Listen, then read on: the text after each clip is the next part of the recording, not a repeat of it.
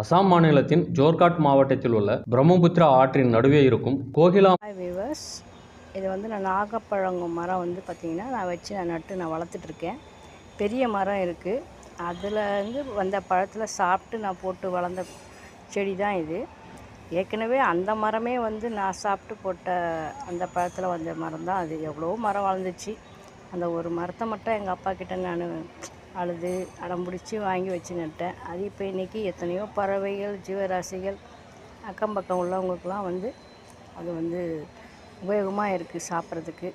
இதை வந்து நீங்கள் தான் சொன்னேனே, குழந்தையிலேருந்தே நீங்கள் என்னென்னமோ வாங்கி தரீங்க. ஐஸ்கிரீமு, சிப்ஸு, பர்கரு, சீஸா, அது இதுன்னு வாங்கி தரீங்க. அதுக்கு பதில் அந்தந்த சீசனுக்கு என்னென்ன பழம் இருக்கோ அதை தான் வாங்கி கொடுங்க.